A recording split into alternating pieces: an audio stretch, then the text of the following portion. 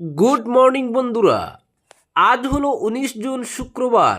আজকের সকালের বিশেষ বিশেষ খবর হলো 30-এর কম পড়ুয়া থাকা সব স্কুল বন্ধ নয় বললেন শিক্ষামন্ত্রী। 1 কিলোমিটারের মধ্যে একাধিক স্কুল থাকলে একত্রীকরণ।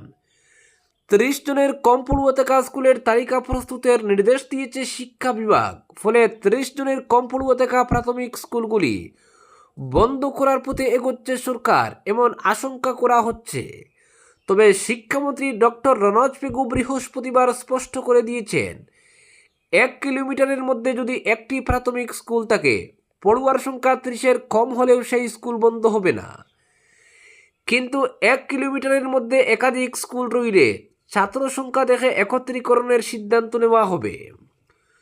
সরকারি তথ্য অনুযায়ী 2024 সালের আগস্ট মাস অবধি রাজ্যে 2443টি প্রাথমিক স্কুল বন্ধ করে সংযুক্ত করা হয়েছে পাশের প্রাথমিক স্কুলে।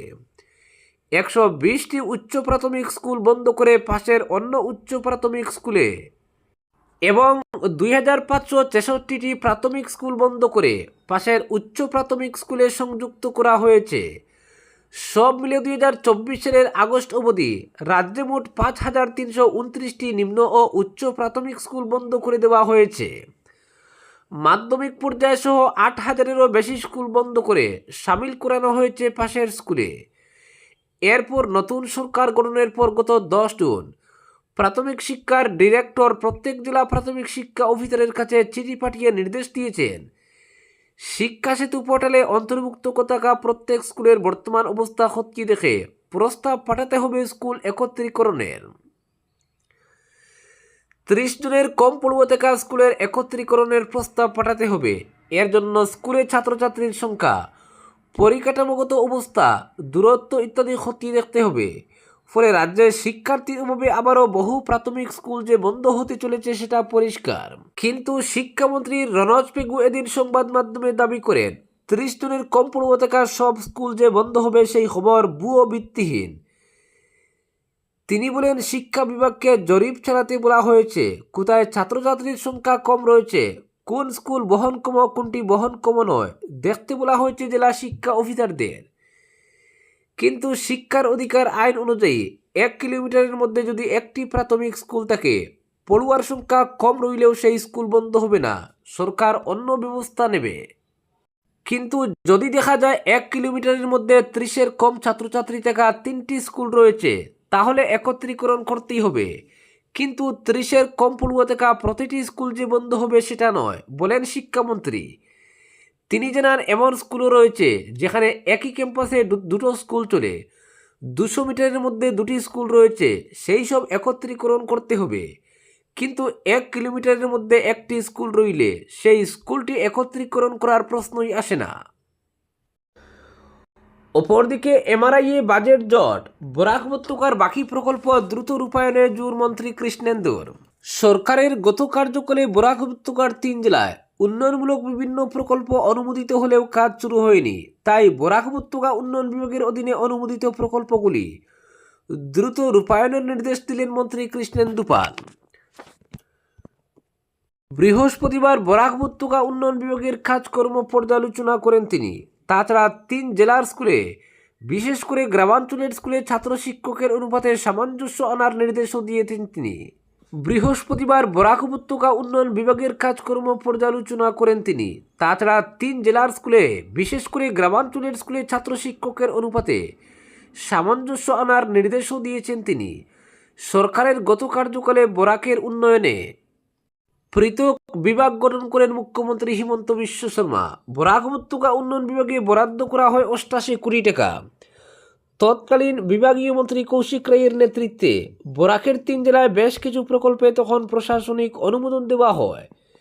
কিন্তু ভোটের একেবারে প্রাক মুহূর্তে তখন বেশিরভাগ প্রকল্প রূপায়ণের জন্য টেন্ডার ডাকাও সম্ভব হয়নি। ফলে 2-1টি ছাড়া বাকি প্রকল্পগুলির কাজও শুরু হয়নি। সরকার গঠনের পর মুখ্যমন্ত্রী এবার বরাক উপত্যকা উন্নয়ন বিভাগের দায়িত্ব দিয়েছেন কৃষ্ণেন্দু পালকে। তাই বৃহস্পতিবার জনতা ভবনে নিজের কার্যালয়ে বিভাগীয় অফিসারদের সঙ্গে বসে বরাক উপত্যকা উন্নয়ন বিভাগের কাজকর্ম পর্যালোচনা করেছেন বিভাগীয় মন্ত্রী। উদারবন্দের বিধায়ক রাজদীপ গোয়ারাও ছিলেন পর্যালোচনা বৈঠকে। তাছাড়া বরাক উপত্যকা উন্নয়ন বিভাগের অতিরিক্ত সচিব আদিত্য বিক্রম যাদব, যুগ্ম সচিব খালেদা সুলতানা আহমেদ সহ অন্যান্য পদস্থ কর্তারা বৈঠকে যোগ দেন। বৈঠকের পর মন্ত্রী কৃষ্ণেন্দু জানান, বরাক উপত্যকা উন্নয়ন বিভাগে গতবারের বাজেট বরাদ্দ ছিল 88 কোটি টাকা।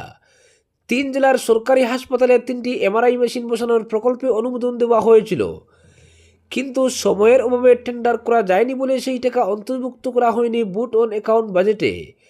ফলে চলতি অর্থ বছরের বাজেটে সেই টাকা ফের ধার্য করতে হবে। বাকি টাকায় 3 জেলায় বিভিন্ন প্রকল্পে প্রশাসনিক অনুমোদন দেওয়া হয়েছিল, কিন্তু টেন্ডার ডেকে কাজ শুরু হয়নি।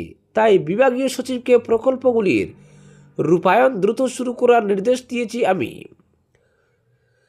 তাছাড়া বরাক উপত্যকা উন্নয়ন বিভাগের সঙ্গে প্রতিটি সরকারি বিভাগের সমন্বয়ের উপরও জোর দিয়েছেন মন্ত্রী কৃষ্ণেন্দু। বলেন, পূর্ত বিভাগ সহ অন্যান্য যেসব বিভাগের কাজ বরাকে অসম্পূর্ণ রয়েছে কিংবা অর্থ বরাদ্দের পরও ফেলে রাখা হয়েছে, সেই প্রকল্পগুলি নিয়ে যাতে সংশ্লিষ্ট বিভাগের সঙ্গে যোগাযোগ করে কাজ শুরু করা যায় ব্যবস্থা করা হয়, সেই ব্যবস্থাও নিতে বলেছি বিভাগীয় অফিসারদের। এর জন্য প্রতিটি বিভাগের মধ্যে সমন্বয়ের প্রয়োজন রয়েছে।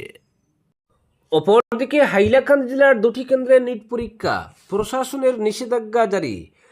হাইলাকান্দি জেলা ম্যাজিস্ট্রেট জেলায় ডাক্তারি যোগ্যতা নিরূপণ পরীক্ষা নিট এর 2টি কেন্দ্রের পুনর্পরীক্ষা সুষ্ঠু ও নিরপেক্ষভাবে সম্পন্ন করার লক্ষ্যে সমগ্র জেলা জুড়ে কঠোর নিষেধাজ্ঞা জারি করেছেন।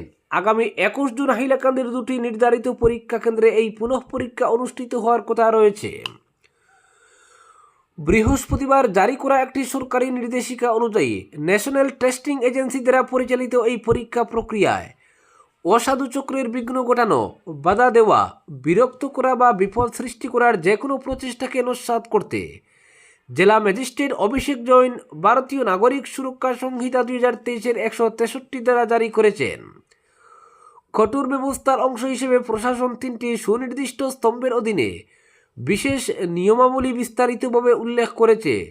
প্রবেশাধিকার নিষিদ্ধ, নিষিদ্ধ সামগ্রী এবং বলবৎকরণ।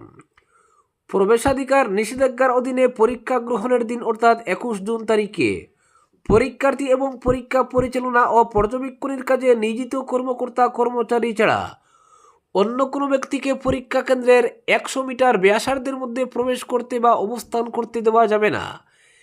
নিষিদ্ধ সামগ্রীর অধীনে পরীক্ষার নির্দেশিকা দ্বারা নিষিদ্ধ যে কোনো সামগ্রী যার মধ্যে ইলেকট্রনিক গ্যাজেট, মোবাইল ফোন এবং অসৎ উপায় অবলম্বনে সাহায্য করতে পারে এমন অন্য যে কোনো উপাদান অন্তর্ভুক্ত পরীক্ষা হল বা কক্ষে নিয়ে যাওয়া কঠোরভাবে নিষিদ্ধ। বলবৎকরণ অধীনে এই আদেশ লঙ্ঘনকারী যে কোনো ব্যক্তির বিরুদ্ধে আইনগত বিধান অনুযায়ী কঠোর ব্যবস্থা গ্রহণ করা হবে। এই আদেশ অবিলম্বে কার্যকর করা হয়েছে এবং পরীক্ষা প্রক্রিয়ার দিনও এটি বলবৎ থাকবে। অপরদিকে বিবি জিরামজি প্রকল্পে আসাম পাচ্ছে 1929.70 কোটি টাকা। দারুণ গতি পাবে গ্রামাঞ্চলের উন্নয়নযোগ্য, বললেন মন্ত্রী অতুল বোরা। রাজ্যে গ্রামাঞ্চলের উন্নয়নে ব্যাপক গতি আনবে কেন্দ্রীয় সরকারের উচ্চাকাঙ্ক্ষী বিবি জিরামজি প্রকল্প। এই প্রকল্প রাজ্যের গ্রামাঞ্চলের মানুষের জীবনযাত্রার মান উন্নত করবে বলেছেন রাজ্যের পঞ্চায়েত ও গ্রাম উন্নয়ন, আবগারি, আসাম চুক্তি রূপায়ণ ও সীমান্ত সুরক্ষা ও উন্নয়ন বিভাগের মন্ত্রী অতুল বোরা। বৃহস্পতিবার ক্যাবিনেট কমিটির বৈঠকে এই বক্তব্য তুলে ধরেন মন্ত্রী অতুল বোরা। ভিবি জিরামজি প্রকল্পে কেন্দ্র থেকে অন্তর্বর্তীকালীন বরাদ্দ হিসাবে আসাম পাচ্ছে 1929.70 কোটি টাকা। এর পাশাপাশি প্রকল্প বাস্তবায়নে রাজ্য সরকার ব্যয় করবে প্রায় 200 কোটি টাকা। কেন্দ্রীয় সরকারের অভিলাষী প্রকল্প বিবি জিরামজি বাস্তবায়নের জন্য জোরদার প্রস্তুতি শুরু করেছে রাজ্য সরকার। প্রস্তুতি পর্যালোচনা করতে বৃহস্পতিবার জনতা ভবনে আসাম সরকারের গঠন করে দেওয়া ক্যাবিনেট কমিটির গুরুত্বপূর্ণ বৈঠক অনুষ্ঠিত হয়। বৈঠকে পৌরোহিত্য করেন পঞ্চায়েত ও গ্রাম উন্নয়ন বিভাগের মন্ত্রী অতুল বোরা। উপস্থিত ছিলেন ক্যাবিনেট কমিটির সদস্য এবং শীর্ষ আধিকারিকরা। বৈঠকে প্রকল্প বাস্তবায়ন নিয়ে বিস্তারিত আলোচনা হয়। প্রকল্পটি সময়মতো এবং কার্যকরভাবে বাস্তবায়ন নিশ্চিত করার উপর গুরুত্ব আরোপ করা হয় আলোচনায়। প্রকল্পটি সঠিকভাবে বাস্তবায়ন করতে প্রাতিষ্ঠানিক মেকানিজম এবং কৌশল নির্ধারণ, অগ্রাধিকার ক্ষেত্র, বিভাগীয় সমন্বয় ইত্যাদি বিষয় নিয়ে বৈঠকে গুরুত্ব সহকারে আলোচনা হয়। বৈঠকে মন্ত্রী অতুল বোরা বলেন, এই প্রকল্প গ্রামীণ পরিকাঠামো, যোগাযোগ ব্যবস্থা উল্লেখযোগ্যভাবে শক্তিশালী করে তুলবে, রোজগারের সুযোগ বৃদ্ধি করবে এবং গ্রামীণ আসামের আর্থসামাজিক উন্নয়ন ত্বরান্বিত করবে। এই প্রকল্প শুরু হবে 1 জুলাই থেকে। বিবি জিরামজি প্রকল্প প্রণয়নে প্রধানমন্ত্রী নরেন্দ্র মোদী ও কেন্দ্রীয় গ্রাম উন্নয়ন মন্ত্রী শিবরাজ সিং চৌহানের গুরুত্বপূর্ণ ভূমিকার কথাও তুলে ধরা হয় বৈঠকে। অপরদিকে চলতি মাসের শেষে ইউপিআই ও এটিএম দিয়ে তোলা যাবে পিএফ এর টাকা। কর্মচারী ভবিষ্যনিধি বা ইপিএফ গ্রাহকদের জন্য স্বস্তির খবর। শীঘ্রই ইউপিআই এবং ভবিষ্যনিধি সংযুক্ত এটিএমের মাধ্যমে টাকা তোলার সুযোগ চালু হতে পারে। সংস্থার নতুন ডিজিটাল পরিষেবা সংস্করণ চালুর অংশ হিসেবে এই সুবিধা আনা হচ্ছে বলে জানা গিয়েছে। সূত্রের খবর, চলতি মাসের শেষের দিকে এই পরিষেবা চালু হতে পারে। কেন্দ্রীয় শ্রমমন্ত্রী মনসুখ মান্ডব্য সম্প্রতি জানিয়েছেন, নতুন ব্যবস্থার আনুষ্ঠানিক ঘোষণা শীঘ্রই করা হবে। জানা গিয়েছে, জাতীয় পেমেন্ট কর্পোরেশনের সহযোগিতায় তৈরি এই পরিষেবার পরীক্ষামূলক পর্ব ইতিমধ্যেই সম্পন্ন হয়েছে। নতুন ব্যবস্থায় গ্রাহকরা তাদের যোগ্য ভবিষ্যনিধি সঞ্চয়ের সর্বাধিক 75% পর্যন্ত অর্থ সরাসরি ব্যাংক অ্যাকাউন্ট থেকে তুলতে পারবেন।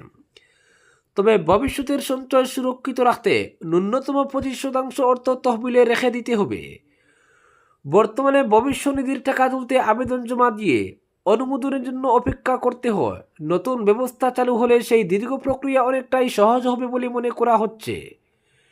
বিশেষজ্ঞদের মতে এর ফলে কাগজপত্রের ঝামেলা কমবে, সময় বাঁচবে এবং স্বচ্ছতাও বাড়বে। এদিকে স্বয়ংক্রিয়ভাবে নিষ্পত্তিযোগ্য ভবিষ্যনিধি দাবির সীমাও 1 লক্ষ টাকা থেকে বাড়িয়ে 5 লক্ষ টাকা করা হয়েছে।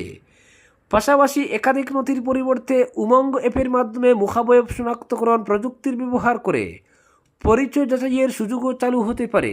আজকের বিশেষ সংবাদ এখানেই সমাপ্ত।